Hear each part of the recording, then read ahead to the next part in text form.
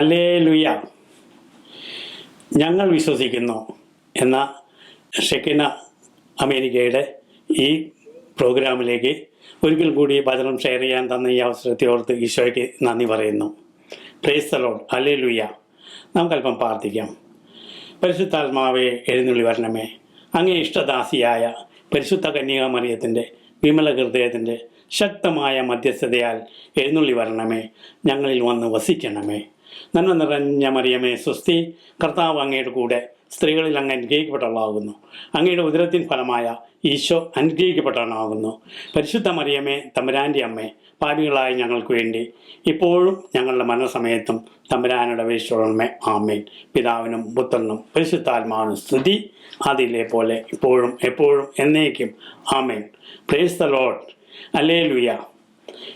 ഞങ്ങൾ വിശ്വസിക്കുന്നു എന്ന് പറയുമ്പോൾ, വിശ്വാസ പ്രമാണം ഏറ്റു പറയുമ്പോൾ നാം പറയുന്ന വാക്കുകളാണ്: ആകാശവും ഭൂമിയും സൃഷ്ടിച്ച ദൈവത്തിൽ ഞങ്ങൾ വിശ്വസിക്കുന്നു. ജീവിക്കുന്നവരെയും മരിച്ചവരെയും വിധിക്കുവാൻ വരുമെന്നും ഞങ്ങൾ വിശ്വസിക്കുന്നു. പരിശുദ്ധാത്മാവിലും ഞങ്ങൾ വിശ്വസിക്കുന്നു. നിത്യജീവിതത്തിലും ഞങ്ങൾ വിശ്വസിക്കുന്നു.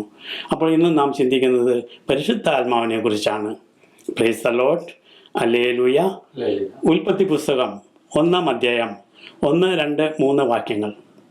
ആദിയിൽ ദൈവം ആകാശവും ഭൂമിയും സൃഷ്ടിച്ചു. ഭൂമി രൂപരഹിതവും ശൂന്യവുമായിരുന്നു. ആഴത്തിനു മീതെ അന്ധകാരം വ്യാപിച്ചിരുന്നു. ദൈവത്തിൻ്റെ ചൈതന്യം വെള്ളത്തിനു മീതെ ചലിച്ചുകൊണ്ടിരുന്നു. ദൈവം അരുളി ചെയ്തു, വെളിച്ചമുണ്ടാകട്ടെ. വെളിച്ചമുണ്ടായി. ദൈവത്തിൻ്റെ ചൈതന്യം വെള്ളത്തിനു മീതെ ചലിച്ചുകൊണ്ടിരുന്നപ്പോഴാണ് ദൈവം അരുളി ചെയ്തത്, വെളിച്ചമുണ്ടാകട്ടെ. ഈ വെളിച്ചം ക്രിസ്തുവായിരുന്നു എന്നാണ് വചനം നമ്മെ പഠിപ്പിക്കുന്നത്. മത്തായിയുടെ സുവിശേഷം 17-ാം അധ്യായം 2-ാം വാക്യം. താബോർ മലയിൽ വെച്ച് ഈശോ രൂപാന്തരപ്പെട്ടപ്പോൾ അവൻ്റെ മുഖം സൂര്യനെ പോലെ വെട്ടിത്തിളങ്ങി എന്നാണ് അവിടെ എഴുതി വെച്ചിരിക്കുന്നത്. Price the Lord. ഹല്ലേലൂയ. വീണ്ടും യോഹന്നാൻ ശ്ലീഹ എഴുതിയിരിക്കുകയാണ്. യോഹന്നാൻ്റെ സുവിശേഷം 1-ാം അധ്യായം 1 മുതൽ 4 വരെയുള്ള വാക്യങ്ങൾ. ആദിയിൽ വചനമുണ്ടായിരുന്നു. വചനം ദൈവത്തോടു കൂടെ ആയിരുന്നു. വചനം ദൈവമായിരുന്നു. അവൻ ആദിയിൽ ദൈവത്തോടു കൂടെയായിരുന്നു. സമസ്തവും അവനിലൂടെ ഉണ്ടായി. ഒന്നും അവനെ കൂടാതെ ഉണ്ടായില്ല. അവനിൽ ജീവൻ ഉണ്ടായിരുന്നു. ആ ജീവൻ മനുഷ്യരുടെ വെളിച്ചമായിരുന്നു. Praise the Lord. Hallelujah. Yohannan സുവിശേഷം 1:14 എഴുതിയിരിക്കുകയായിരുന്നു: വചനം മാംസമായി നമ്മുടെ ഇടയിൽ വസിച്ചു. ഹല്ലേലൂയ. 2000 വർഷങ്ങൾക്ക് മുമ്പ് പരിശുദ്ധ കന്യകാമറിയത്തിൽ ദൈവത്തിൻ്റെ ചൈതന്യം ചലിച്ചു. എന്ന് വെച്ചാൽ ദൈവാത്മാവ് നാൽ നിറഞ്ഞ് കന്യക ഗർഭം ധരിച്ചു. Price the Lord. ഹല്ലേലൂയ. അത് ഇപ്രകാരമാണ് മത്തായി സുവിശേഷകൻ നമുക്ക് നൽകിയിരിക്കുന്നത്. മത്തായി സുവിശേഷം 1-ാം അധ്യായം 18 മുതലുള്ള വാക്യങ്ങൾ. യേശുക്രിസ്തുവിൻ്റെ ജനനം ഇപ്രകാരമായിരുന്നു. അവൻ്റെ മാതാവായ മറിയവും ജോസഫും തമ്മിലുള്ള വിവാഹ നിശ്ചയം കഴിഞ്ഞിരിക്കെ അവർ സഹവസിക്കുന്നതിന് മുമ്പ് അവൾ പരിശുദ്ധാത്മാവിനാൽ ഗർഭിണിയായി കാണപ്പെട്ടു. അവളുടെ ഭർത്താവായ ജോസഫ് നീതിമാനാകിയാലും അവളെ അപമാനിതയാക്കാൻ ഇഷ്ടപ്പെടുകയാലും അവൻ അവളെ രഹസ്യത്തിൽ ഉപേക്ഷിക്കാമെന്ന് തീരുമാനിച്ചു. അവൻ ഇതേക്കുറിച്ച് ആലോചിച്ചുകൊണ്ടിരിക്കെ കർത്താവിൻ്റെ ദൂതൻ പ്രത്യക്ഷപ്പെട്ട് അവനോട് പറഞ്ഞു: ദാവീദിൻ്റെ പുത്രനായ ജോസഫ്, മറിയത്തെ ഭാര്യയായി സ്വീകരിക്കാൻ ശങ്കിക്കേണ്ട. അവൾ ഗർഭം ധരിച്ചിരിക്കുന്നത് പരിശുദ്ധാത്മാവിൽ നിന്നാണ്. അവൾ ഒരു പുത്രനെ പ്രസവിക്കും. നീ അവന് യേശു എന്ന് പേരിടണം. Praise the Lord. ഹല്ലേലൂയ. അതേ ദൈവദൂതൻ തന്നെ പരിശുദ്ധ കന്യാമറിയത്തിന് പ്രത്യക്ഷപ്പെടുന്നു. ലൂക്കായുടെ സുവിശേഷം 1-ാം അധ്യായം 26 മുതലുള്ള വാക്യങ്ങൾ. 6-ാം മാസം ഗബ്രിയേൽ ദൂതൻ ഗലീലിയിൽ നസ്രത്ത് എന്നൊരു പട്ടണത്തിൽ ദാവീദിൻ്റെ വംശത്തിൽപ്പെട്ട ജോസഫ് എന്നു പേരായ പുരുഷനുമായി വിവാഹ നിശ്ചയം ചെയ്തിരുന്ന കന്യകയുടെ അടുത്തേക്ക് ദൈവത്താൽ അയക്കപ്പെട്ടു. അവളുടെ പേര് മറിയം എന്നായിരുന്നു. ദൂതൻ അവളുടെ അടുത്ത് വന്ന് പറഞ്ഞു: ദൈവകൃപ നിറഞ്ഞവളെ സ്വസ്തി, കർത്താവ് നിന്നോടുകൂടെ. ഈ വചനം കേട്ട് അവൾ വളരെ അസ്വസ്ഥയായി. എന്താണ് ഈ അഭിവാദനത്തിൻ്റെ അർത്ഥം എന്ന് അവൾ ചിന്തിച്ചു. ദൂതൻ അവളോട് പറഞ്ഞു: മറിയമ്മേ, ഭയപ്പെടേണ്ട. ദൈവസന്നിധിയിൽ നീ കൃപ കണ്ടെത്തിയിരിക്കുന്നു. നീ ഗർഭം ധരിച്ച ഒരു പുത്രനെ പ്രസവിക്കും. അവന് യേശു എന്ന് പേരിടണം. അവൻ വലിയവനായിരിക്കും. അത്യുന്നതൻ്റെ പുത്രൻ എന്ന് വിളിക്കപ്പെടും. അവൻ്റെ പിതാവായ ദാവീദിൻ്റെ സിംഹാസനം ദൈവമായ കർത്താവ് അവന് കൊടുക്കും. യാക്കോബിൻ്റെ ഭവനത്തിന്മേൽ അവൻ എന്നേക്കും ഭരണം നടത്തും. അവൻ്റെ രാജ്യത്തിന് അവസാനമുണ്ടാകുകയില്ല. മറിയം ദൂതനോട് പറഞ്ഞു: ഇതെങ്ങനെ സംഭവിക്കും? ഞാൻ പുരുഷനെ അറിയുന്നില്ലല്ലോ. ദൂതൻ മറുപടി പറഞ്ഞു: പരിശുദ്ധാത്മാവ് നിന്റെ മേൽ വരും. അത്യുന്നതൻ്റെ ശക്തി നിന്റെ മേൽ ആവസിക്കും. ആകയാൽ ജനിക്കാൻ പോകുന്ന ശിശു പരിശുദ്ധൻ ദൈവപുത്രൻ എന്ന് വിളിക്കപ്പെടും. ഇതാ നിന്റെ ചാർച്ചക്കാരി വൃദ്ധയായ എലിസബത്തും ഒരു പുത്രനെ ഗർഭം ധരിച്ചിരിക്കുന്നു. വന്ധ്യ എന്ന് പറഞ്ഞിരുന്ന അവൾക്ക് ഇത് 6-ാം മാസമാണ്. ദൈവത്തിനൊന്നും അസാധ്യമല്ല. മറിയം പറഞ്ഞു, ഇതാ കർത്താവിൻ്റെ ദാസി, നിന്റെ വാക്ക് എന്നിൽ നിറവേറട്ടെ. അപ്പോൾ ദൂതൻ അവളെ വിട്ടുപോയി. ഇതാ കർത്താവിൻ്റെ ദാസി, നിന്റെ വാക്ക് എന്നിൽ നിറവേറട്ടെ എന്ന് മറിയം പറഞ്ഞപ്പോൾ പരിശുദ്ധാത്മാവ് പരിശുദ്ധ കന്യാമറിയത്തിൻ്റെ ഉദരത്തിൽ വന്ന് നിറഞ്ഞു. അത്യുന്നതൻ്റെ ശക്തി വന്ന് ആവസിച്ചു. ദൈവപുത്രനായ ക്രിസ്തു മറിയത്തിൻ്റെ ഉദരത്തിൽ ഉരുവായി. Praise the Lord, hallelujah. പിന്നെ പരിശുദ്ധ കന്യാമറിയത്തിന് എപ്പോഴും തിടുക്കമായിരുന്നു. സുവിശേഷം എഴുതിയിരിക്കുകയാണ്, ആ ദിവസങ്ങളിൽ മറിയം യൂദയായിലെ മലമ്പ്രദേശത്തുള്ള ഒരു പട്ടണത്തിലേക്ക് തിടുക്കത്തിൽ യാത്ര പുറപ്പെട്ടു. അവൾ സക്കറിയായുടെ വീട്ടിൽ പ്രവേശിച്ച് എലിസബത്തിനെ അഭിവാദനം ചെയ്തു. മറിയത്തിൻ്റെ അഭിവാദനം കേട്ടപ്പോൾ എലിസബത്തിൻ്റെ ഉദരത്തിൽ ശിശു കുതിച്ചു ചാട്ടി. എലിസബത്ത് പരിശുദ്ധാത്മാവ് നിറഞ്ഞവളായി ഉദ്ഘോഷിച്ചു, നീ സ്ത്രീകളിൽ അനുഗ്രഹീത, നിന്റെ ഉദരഫലവും അനുഗ്രഹീതം. എൻ്റെ കർത്താവിൻ്റെ അമ്മ എൻ്റെ അടുത്ത് വരുവാനുള്ള ഈ ഭാഗ്യം എനിക്ക് എവിടെ നിന്ന്? ഇതാ നിന്റെ അഭിവാദന സ്വരം എൻ്റെ ചെവികളിൽ പതിച്ചപ്പോൾ ശിശു എൻ്റെ ഉദരത്തിൽ സന്തോഷത്താൽ കുതിച്ചു ചാടി. കർത്താവ് അരുളി ചെയ്ത കാര്യങ്ങൾ നിറവേറുമെന്ന് വിശ്വസിച്ചവൾ ഭാഗ്യവതി. Hallelujah, price the Lord. മറിയത്തിൻ്റെ അഭിവാദനം കേട്ടപ്പോൾ എലിസബത്തിൻ്റെ ഉദരത്തിൽ ശിശു കുതിച്ചു ചാടി. എലിസബത്ത് പരിശുദ്ധാത്മാവ് നിറഞ്ഞവളായി. എന്നിട്ട് മറിയം പറഞ്ഞു, എൻ്റെ ആത്മാവ് കർത്താവിനെ മഹത്വപ്പെടുത്തുന്നു, എൻ്റെ ചിത്തം എൻ്റെ രക്ഷകനായ ദൈവത്തിൽ ആനന്ദിക്കുന്നു. അവിടുന്ന് തൻ്റെ ദാസിയുടെ താഴ്മയെ കടാക്ഷിച്ചു. ഇപ്പോൾ മുതൽ സകല തലമുറകളും എന്നെ ഭാഗ്യവതി എന്ന് പ്രകീർത്തിക്കും. ശക്തനായവൻ എനിക്ക് വലിയ കാര്യങ്ങൾ ചെയ്തിരിക്കുന്നു. അവിടുത്തെ നാമം പരിശുദ്ധമാണ്. അവിടുത്തെ ഭക്തരുടെ മേൽ തലമുറകൾ തോറും അവിടുന്ന് കരുണ വർഷിക്കും. അവിടുന്ന് തൻ്റെ ഭുജം കൊണ്ട് ശക്തി പ്രകടിപ്പിച്ചു. ഹൃദയവിചാരത്തിൽ അഹങ്കരിക്കുന്നവരെ ചിതറിച്ചു. ശക്തന്മാരെ സിംഹാസനത്തിൽ നിന്ന് മറിച്ചിട്ടു. എളിയവരെ ഉയർത്തി. വിശക്കുന്നവർക്ക് വിശിഷ്ട വിഭവങ്ങൾ കൊണ്ട് സംതൃപ്തരാക്കി. സമ്പന്നരെ വെറും കൈയോടെ പറഞ്ഞയച്ചു. തൻ്റെ കാരുണ്യം അനുസ്മരിച്ചുകൊണ്ട് തൻ്റെ ദാസനായ ഇസ്രായേലിനെ സഹായിച്ചു. നമ്മുടെ പിതാക്കന്മാരായ അബ്രാഹത്തോടും അവൻ്റെ സന്തതികളോടും എന്നേക്കുമായി ചെയ്ത വാഗ്ദാനം അനുസരിച്ച് തന്നെ മറിയം 3 മാസത്തോളം അവളോട് കൂടെ താമസിച്ചു. പിന്നെ വീട്ടിലേക്ക് മടങ്ങി. Price the Lord, hallelujah. വീണ്ടും ഈശോയുടെ ജനനത്തെക്കുറിച്ച് പറയുകയാണ്. ലൂക്കായുടെ സുവിശേഷം 2-ാം അധ്യായം 1 മുതൽ 7 വരെയുള്ള വാക്യങ്ങൾ. അക്കാലത്ത് ലോകം ആ സകലമുള്ള ജനങ്ങളുടെ പേര് എഴുതി ചേർക്കണമെന്ന് അഗസ്തസിസറിൽ നിന്ന് കൽപ്പന പുറപ്പെട്ടു.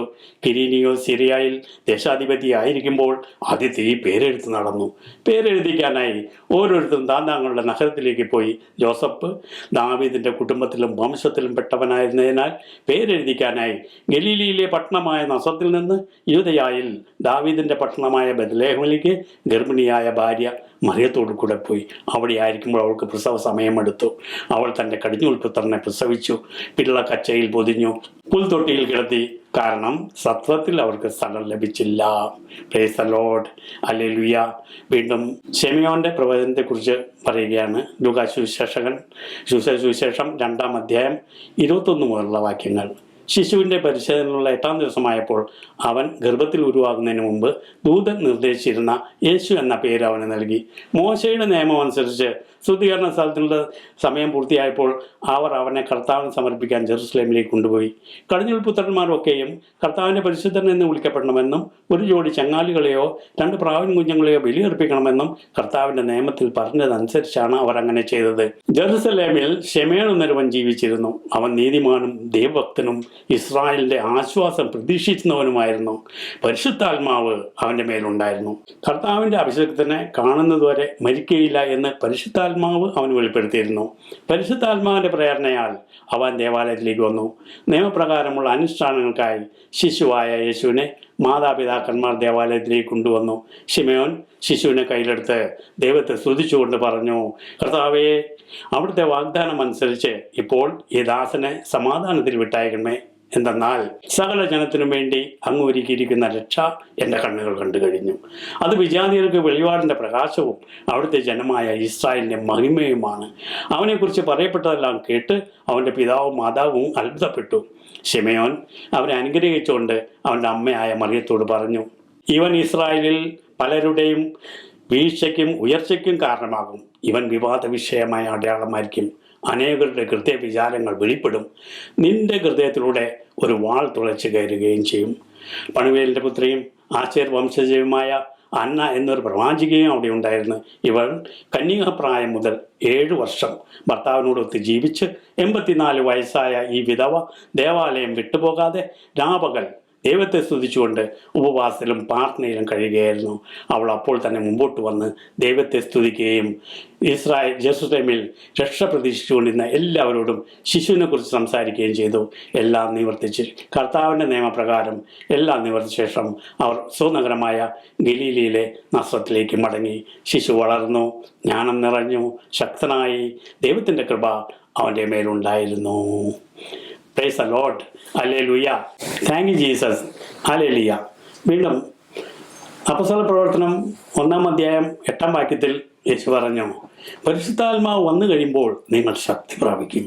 ജെറുസലേമിലും യൂദയ മുഴുവനിലും സമരിയയിലും ഭൂമിയുടെ അതിർത്തികൾ വരെയും നിങ്ങൾ എനിക്ക് സാക്ഷികളായിരിക്കും. Praise the Lord. ഹല്ലേലൂയ. പരിശുദ്ധാത്മാവിൻ്റെ ആഗമനം അപ്പോസ്തല പ്രവർത്തനം 2-ാം അധ്യായം 1 മുതൽ നമ്മൾ വായിക്കുമ്പോൾ കാണുന്നത് ഇപ്രകാരമാണ്. പന്തക്കോസ്ത ദിനം സമാഗതമായപ്പോൾ അവരെല്ലാവരും ഒരുമിച്ച് കൂട്ടിയിരിക്കുകയായിരുന്നു.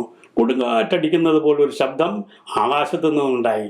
അത് അവർ സമ്മേളിച്ചിരുന്ന വീട് മുഴുവൻ നിറഞ്ഞു.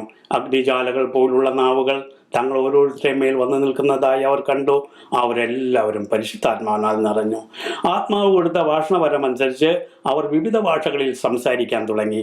ആകാശത്തിന് കീഴിലുള്ള സകല ജനപദങ്ങളിൽ നിന്ന് വന്ന ഭക്തരായ യഹൂദർ ജെറുസലേമിലുണ്ടായിരുന്നു.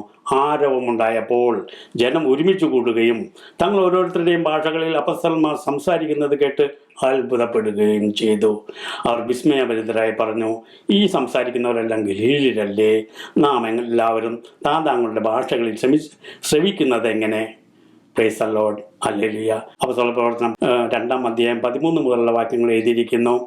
എന്നാൽ മറ്റു ചിലർ പരിഹസിച്ച് പറഞ്ഞു, ഇവർക്ക് പുതുവീഞ്ഞ് കുടിച്ച് ലഹരി പിടിച്ചിരിക്കുകയാണ്. എന്നാൽ പത്രോസ് മറ്റ് അപ്പോസ്തലന്മാരോടുകൂടെ എഴുന്നേറ്റ് പറഞ്ഞു, യഹൂദ ജനങ്ങളെ, ജെറുസലേമിൽ വസിക്കുന്നവരെ, നിങ്ങളിത് മനസ്സിലാക്കിക്കൊള്ളുവിൻ. ഇപ്പോൾ ദിവസത്തിൻ്റെ 3-ാം മണിക്കൂറല്ലേ ആയിട്ടുള്ളൂ. 3-ാം മണിക്കൂർ എന്ന് പറയുമ്പോൾ രാവിലെ 9 മണിയല്ലേ ആയിട്ടുള്ളൂ. മറിച്ച് യോയേൽ പ്രവാചകൻ പറഞ്ഞതാണിത്. കർത്താവ് അരുളി ചെയ്യുന്നു, അവസാന ദിവസങ്ങളിൽ എല്ലാ മനുഷ്യരുടെ മേൽ എൻ്റെ ആത്മാവിനെ ഞാൻ വർഷിക്കും. നിങ്ങളുടെ പുത്രന്മാരും പുത്രിമാരും പ്രവചിക്കും. നിങ്ങളുടെ യുവാക്കൾക്ക് ദർശനങ്ങളുണ്ടാവും. നിങ്ങളുടെ വൃദ്ധന്മാർ സ്വപ്നങ്ങൾ കാണും. എൻ്റെ ദാസന്മാരുടെയും ദാസിമാരുടെയും മേൽ എൻ്റെ ആത്മാവിനെ ഞാൻ വർഷിക്കും. അവർ പ്രവചിക്കുകയും ചെയ്യും. ആകാശത്തിൽ അത്ഭുതങ്ങളും ഭൂമിയിൽ അടയാളങ്ങളും കാണിക്കും. രക്തവും അഗ്നിയും ധൂമപടലവും. കർത്താവിൻ്റെ മഹനീയവും പ്രകാശപൂർണവുമായ ദിനം വരുന്നതിന് മുമ്പ് സൂര്യൻ അന്ധകാരമായും ചന്ദ്രൻ രക്തമായും മാറും. കർത്താവിൻ്റെ നാമം വിളിച്ചപേക്ഷിക്കുന്നവർ രക്ഷ പ്രാപിക്കും. ഇങ്ങനെ അപ്പോസ്തലന്മാർ പാപത്തെക്കുറിച്ചും നീതിയെക്കുറിച്ചും ന്യായവിധിയെക്കുറിച്ചും നിത്യജീവനെക്കുറിച്ചും ദാവീദ് രാജാവിനെ കുറിച്ചെല്ലാം പറഞ്ഞു കഴിഞ്ഞപ്പോൾ അവർ ഹൃദയം നുറങ്ങി. അപ്പോസ്തല പ്രവർത്തനം 2-ാം അധ്യായം 37 മുതലുള്ള വാക്യങ്ങൾ.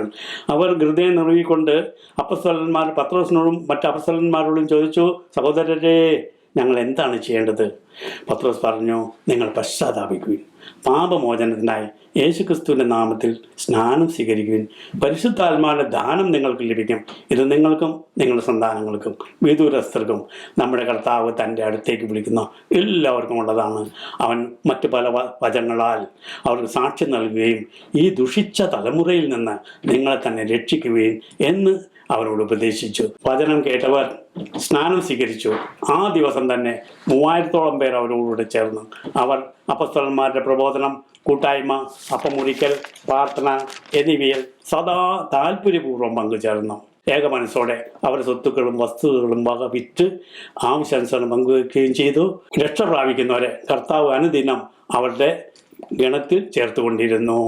യോഹന്നാന്റെ സുവിശേഷം 16-ാം അധ്യായം 8-ാം വാക്യത്തിൽ ഇങ്ങനെ എഴുതിയിരിക്കുന്നു, അവൻ വന്ന് പാപത്തെക്കുറിച്ചും നീതിയെക്കുറിച്ചും ന്യായവിധിയെക്കുറിച്ചും നിങ്ങളെ ബോധ്യപ്പെടുത്തും. അവൻ വന്ന് എന്ന് പറയുമ്പോൾ പരിശുദ്ധാത്മാവ് വന്ന് പാപത്തെക്കുറിച്ചും നീതിയെക്കുറിച്ചും ന്യായവിധിയെക്കുറിച്ചും നിങ്ങളെ ബോധ്യപ്പെടുത്തും. എന്ന് വെച്ചാൽ ന്യായവിധിയുടെ ദിവസം പാപം ചെയ്തു കൂട്ടിയ പാപികളെ ഇടത്തുവശത്തും നീതിമാന്മാരെ വലത്തുവശത്ത് നിർത്തും എന്നാണ് പാപത്തെക്കുറിച്ചും നീതിയെക്കുറിച്ചും ന്യായവിധിയെക്കുറിച്ചും നിങ്ങളെ ബോധ്യപ്പെടുത്തുമെന്ന് പറഞ്ഞത്. Price the Lord. ഹല്ലേലൂയ. വീണ്ടും മത്തായിയുടെ സുവിശേഷം 6-ാം അധ്യായം 33-ാം വാക്യത്തിൽ പറയുന്നു, നിങ്ങൾ ആദ്യം അവിടുത്തെ രാജ്യവും അവിടുത്തെ നീതിയും അന്വേഷിക്കുക, അതോടൊപ്പം മറ്റുള്ളവയെല്ലാം നിങ്ങൾക്ക് ലഭിക്കും. എന്ന് വെച്ചാൽ ആദ്യം സ്വർഗരാജ്യത്തെക്കുറിച്ച് അന്വേഷിക്കുക, സ്വർഗരാജ്യത്തിൽ പ്രവേശിക്കാൻ വേണ്ട നീതിയെക്കുറിച്ചും അന്വേഷിക്കുക. അതാണ് അവിടെ സുവിശേഷൻ പറയുന്നത്. എന്നാൽ ഇതേ വചനം തന്നെ ലൂക്കായുടെ സുവിശേഷം 12-ാം അധ്യായം 31 മുതലുള്ള വാക്യങ്ങളിൽ എഴുതിയിരിക്കുന്നു, നിങ്ങൾ ആദ്യം അവിടുത്തെ രാജ്യം അന്വേഷിക്കുവിൻ, അതോടൊപ്പം ഇവയെല്ലാം നിങ്ങൾക്ക് ലഭിക്കും. ശരിയാചകണമേ, ഭയപ്പെടേണ്ട, നിങ്ങൾക്ക് രാജ്യം നൽകാൻ നിങ്ങളുടെ പിതാവ് പ്രസാദിച്ചിരിക്കുന്നു. നിങ്ങളുടെ സമ്പത്ത് വിറ്റ് ദാനം ചെയ്യുവിൻ. പഴകിപ്പോകാത്ത പണസഞ്ചികൾ കരുതി വയ്ക്കുവിൻ. ഒടുങ്ങാത്ത നിക്ഷേപം സ്വർഗത്തിൽ സംഭരിക്കുവിൻ. അവിടെ കള്ളന്മാർ കടന്നു വരികയോ ചിതൽ നശിപ്പിക്കുകയോ ഇല്ല. നിന്റെ നിക്ഷേപം എവിടെയോ അവിടെയായിരിക്കും നിന്റെ ഹൃദയം. Price the Lord. ഹല്ലേലൂയ. വീണ്ടും നീതിയെക്കുറിച്ച് പൗലോസ് എഴുതിയിരിക്കുകയാണ്. തിമോത്തിക്ക് എഴുതിയ 1-ാം ലേഖനം 6-ാം അധ്യായം 10 മുതലുള്ള വാക്യങ്ങൾ. ധനമോഹമാണ് എല്ലാ തിന്മകളുടെയും അടിസ്ഥാന കാരണം. ധനമോഹത്തിലൂടെ വിശ്വാസത്തിൽ നിന്ന് വ്യതിചലിച്ചു പോകാനും ഒട്ടേറെ ബദ്ധകളാൽ തങ്ങളെ തന്നെ മുറിപ്പെടുത്താനും ഇടയായിട്ടുണ്ട്. ദൈവിക മനുഷ്യനായ നീ ഇവയിൽ നിന്നെല്ലാം ഓടിയകലണം. നീതി, ദൈവോക്തി, വിശ്വാസം, സ്നേഹം, സ്ഥിരത, സൗമ്യത എന്നിവയെ ഉന്നം വയ്ക്കണം. വിശ്വാസത്തിൻ്റെ നല്ല പോരാട്ടം നടത്തുകയും നിത്യജീവനെ മുറുകെ പിടിക്കുകയും ചെയ്യുക. ഇതിലേക്കാണല്ലോ നീ വിളിക്കപ്പെട്ടിരിക്കുന്നത്. Praise the Lord. ഹല്ലേലൂയ. വിശുദ്ധ പത്രോസ് എഴുതിയ 1-ാം ലേഖനം 4-ാം അധ്യായം 17-18 പത്രോസ് പറയുകയാണ്, വിധിയുടെ ദിനം സമാഗതമായിരിക്കുന്നു. അത് ദൈവത്തിൻ്റെ ഭവനത്തിലായിരിക്കും ആരംഭിക്കുക. അത് നമ്മിലാണ് ആരംഭിക്കുന്നതെങ്കിൽ ദൈവത്തിൻ്റെ സുവിശേഷം അനുസരിക്കാത്തവരുടെ അവസാനം എന്തായിരിക്കും? നീതിമാൻ കഷ്ടിച്ചേ രക്ഷപ്പെടുന്നുള്ളൂ എങ്കിൽ ദുഷ്ടൻ്റെയും പാപിയുടെയും സ്ഥിതി എന്തായിരിക്കും? Price the Lord. ഹല്ലേലൂയ. വീണ്ടും യേശു പറയുകയാണ്, മത്തായിയുടെ സുവിശേഷം 13-ാം അധ്യായം 49-ാം വാക്യം, യുഗാന്ത്യത്തിലും ഇത് തന്നെ സംഭവിക്കും. ദേവദൂതന്മാർ ദുഷ്ടന്മാരെ നീതിമാന്മാരിൽ നിന്ന് വേർതിരിക്കുകയും അവരെ അഗ്നികുണ്ഡത്തിലേക്ക് എറിയുകയും ചെയ്യും. അവിടെ വിലാപവും പല്ലുകടിയുമായിരിക്കും. ലൂക്കായുടെ സുവിശേഷം 14-ാം അധ്യായം 12, 13, 14 അതിൽ എഴുതിയിരിക്കുന്നത് നീതിമാന്മാരുടെ പുനരുദ്ധാനത്തെക്കുറിച്ചാണ്. നീ ഒരു സദ്യയോ അത്താഴ വിരുന്നോ കൊടുക്കുമ്പോൾ നിന്റെ സ്നേഹിതരെയോ സഹോദരങ്ങളെയോ ബന്ധുക്കളെയോ ധനികരായ അയൽക്കാരെയോ വിളിക്കരുത്. കാരണം അവർ പകരം നിന്നെ ക്ഷണിക്കുകയും അത് നിനക്ക് പ്രതിഫലമാകുകയും ചെയ്യും. നീ സദ്യ നടത്തുമ്പോൾ ദരിദ്രർ, വികലാംഗർ, മുടന്തർ, കുരുടർ എന്നിവരെ വിളിച്ച് സദ്യ നടത്തുക. അപ്പോൾ നീ ഭാഗ്യവാനായിരിക്കും, കാരണം പകരം നൽകാൻ അവരുടെ പക്കലൊന്നുമില്ല. നീതിമാന്മാരുടെ പുനരുദ്ധാനത്തിൽ നിനക്ക് പ്രതിഫലം ലഭിക്കും. Price the Lord. ഹല്ലേലൂയ. അപ്പോൾ നീതിമാന്മാരുടെ പുനരുദ്ധാനം അന്ത്യവിധിയുടെ ദിവസമാണ് ഈ നീതിമാന്മാരെ ദുഷ്ടരെയും വേർതിരിക്കുന്നത്. ഹല്ലേലൂയ. Price the Lord. മത്തായിയുടെ സുവിശേഷം 25-ാം അധ്യായം 31 മുതൽ 46 വരെയുള്ള വാക്യങ്ങൾ.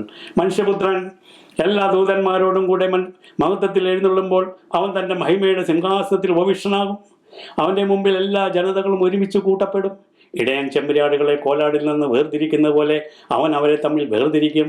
ചെമ്മരിയാടുകളെ തൻ്റെ വലത്തുവശത്തും കോലാടുകളെ തൻ്റെ ഇടത്തുവശത്തും നിർത്തും. അനന്തരം വലത്തുവശത്ത് നിൽക്കുന്നവരോട് രാജാവ് അരുളി ചെയ്യും, എൻ്റെ പിതാവിനാൽ അനുഗ്രഹിക്കപ്പെട്ടവരെ വരുവിൻ.